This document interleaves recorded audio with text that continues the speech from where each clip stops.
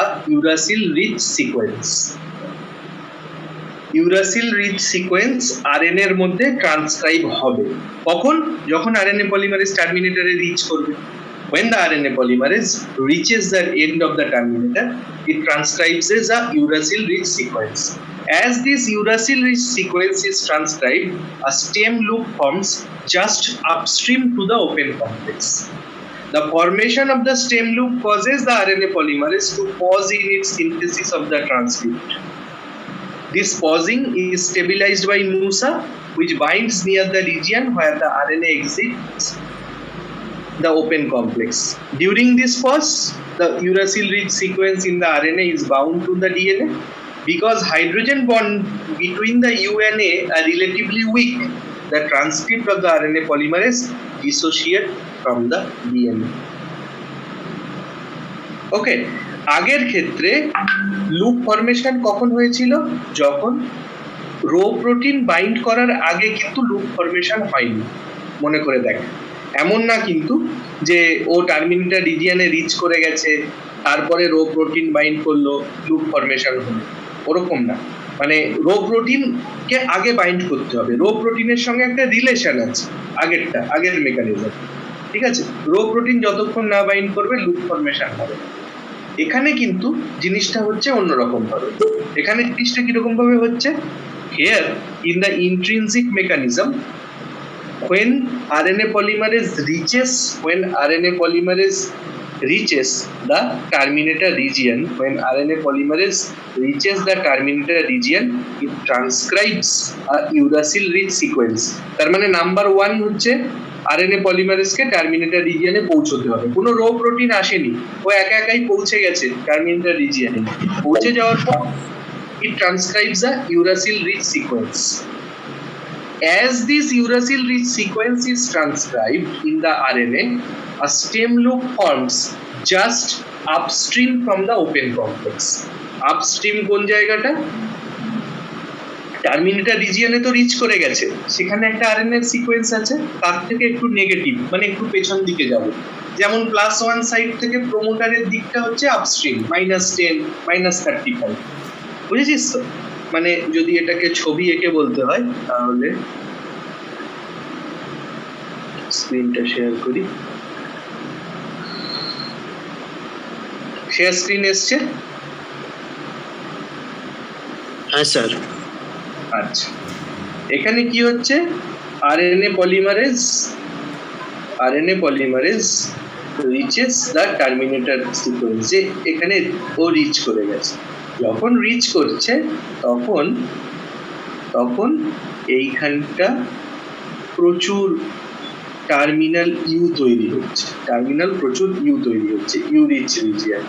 এই ইউরিচ রিজিয়ন যখন তৈরি হচ্ছে টার্মিনালে, তখন এর থেকে একটু আপস্ট্রিম, মানে আরেকটু আগে, যেটা ইনিশিয়ালি স্ট্রেট লাইন ছিল, সেটা হঠাৎ করে এখানে একটা লুপ তৈরি করলো। ইউগুলো যেরকম আছে সেরকম আছে, ঠিক আছে? ইউগুলো তারপরে রয়েছে। এবার এখানে ইউ তৈরি করেছে, মানে ডিএনএ যেটা প্যারেন্ট, সেটাতে ইউর করেসপন্ডিং কে ছিল? এ ছিল, তাই তো? এ থাকলে তবেই ইউ হবে, তাই তো? আরএনএ এর করেসপন্ডিং ডিএনএ যেটা, তার মধ্যে এ এর সঙ্গে বাইন্ড করলে এ আর ইউর মধ্যে তো হয়, যেমন এটি হয়। আরএনএ এর মধ্যে তো আর টি হবে না। আরএনএ এর মধ্যে ইউ তৈরি হয়েছে, মানে ডিএনএ এর মধ্যে এ রয়েছে। তো এই এ আর ইউর মধ্যে যে ডাবল বন্ড হয়, that is weaker than the AT double bond present in DNA. Okay, তার মানে এখানে যখন অনেকগুলো এরকম ইউ ফরমেশন হচ্ছে, তখন লুপটা তৈরি হচ্ছে। ফার্স্টে হচ্ছে টার্মিনেটর সাইটে রিচ করলো, এটা নাম্বার 1। নাম্বার 2 হচ্ছে গিয়ে এমন একটা রিজিয়ন যেখানে হচ্ছে অনেকগুলো ইউ তৈরি হলো আরএনএ এর মধ্যে। যখন ইউ তৈরি হলো, তখন এখানে একটা লুপ তৈরি হলো। লুপটা যখন তৈরি হলো, তখন এই আরএনএ পলিমারেজ যেটা আছে সেটা একটু স্লো হয়ে গেল। এই স্লো করে দেওয়ার কাজটা কে করছে? স্লো করে দেওয়ার কাজটা করছে হচ্ছে এই প্রোটিনটা, এই নুসা প্রোটিন এই লুপটাকেও খেয়াল রাখছে, আবার আরএনএ পলিমারেজকেও স্লো করছে, মানে লুপের কাছাকাছি এসছে।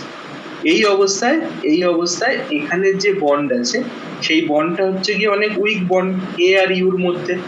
এখানে কোনো হেলিকেজ নেই, এখানে কোনো এক্সট্রিনজিক হেলিকেজ নেই, মানে ওখানে যেমন রো হেলিকেজ হিসেবে কাজ করেছে। তো এই এ আর ইউর মধ্যে যে বন্ডটা রয়েছে সেটাকে এবার নুসা বলবে যে হ্যাঁ এখানে এখন ট্রানজিশন সাইড রিচ করে গেছে, মানে নুসা যে এক্স্যাক্টলি কি করে এটাকে কাটে, নুসার মধ্যে আদৌ হেলিকেজ অ্যাক্টিভিটি আছে কিনা সেটা আমারও জানা নেই। এরপরে কি হবে, আরএনএ যে পার্টটা রয়েছে সে বাইরে চলে আসবে, ঠিক আছে। তো এটা হচ্ছে রো ইন্ডিপেন্ডেন্ট মেকানিজম। তো এটাকেই সাইন্টিফিক ল্যাঙ্গুয়েজে যদি বলতে হয় তাহলে হচ্ছে এরকম: when the RNA polymerase reaches the end of the terminator, it transcribes the uracil rich sequence. As this uracil rich sequence is transcribed, a stem loop forms just upstream from the open complex. The formation of these stem loops causes RNA polymerase to pause in its synthesis of transcript. This pausing is stabilized by NUSA, which binds near the region where the RNA exits the open complex. Now U and A bond are relatively weak. The transcript and RNA polymerase now dissociate from the DNA. Okay? এটা ছিল rho independent mechanism. Sir টার্মিনেশনে তো এটা intrinsic termination বলে না? হ্যাঁ, intrinsic termination এই জন্য বলে কারণ কোনো এক্সট্রিনসিক প্রোটিন আসেনি বলে। ওখানে যে রো প্রোটিনটা আছে, কিন্তু স্যার এখানে তো নুসা বলে তো এক্সট্রিনসিক প্রোটিন আসছে, মানে অ্যাক্সেসরি নুসাটা হচ্ছে গিয়ে এক্সট্রিনসিক প্রোটিন ঠিক নয়, নুসাটা অলরেডি সিস্টেমের মধ্যে রয়েছে, ঠিক আছে। নুসার ফাংশন আরএনএ পলিমারেজের সাথে বাইন্ডার, আরএনএ পলিমারেজের সঙ্গে লাস্টে বাইন্ড করবে। নুসা অলরেডি ওখানে টার্মিনেটর সিকোয়েন্সের যে ডিএনএ সেখানে বসে রয়েছে, ঠিক আছে। ও আরএনএ পলিমারেজের সঙ্গে তারপরে বাইন্ড করবে।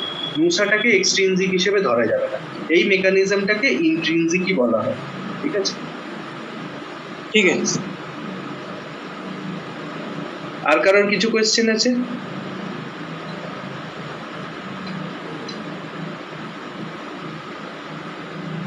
এটা ভেবে দেখ, what would be the consequence if mutation remove the root site from the RNA molecule? মনে কর কোনো একটা লোয়ার অর্গানিজম প্রোক্যারিওটস যাদের শুধুমাত্র রো ডিপেন্ডেন্ট মেকানিজমেই টার্মিনেশন হয়, এবার মিউটেশন হয়ে গিয়ে তার রুট সাইটটা রিমুভ হয়ে গেছে, মিউটেশন হয়েছে, রুট সাইট রিমুভড হয়ে গেছে। রুট সাইট যদি রিমুভ হয়ে যায় তাহলে কি হবে? What is the consequence? কি হতে পারে?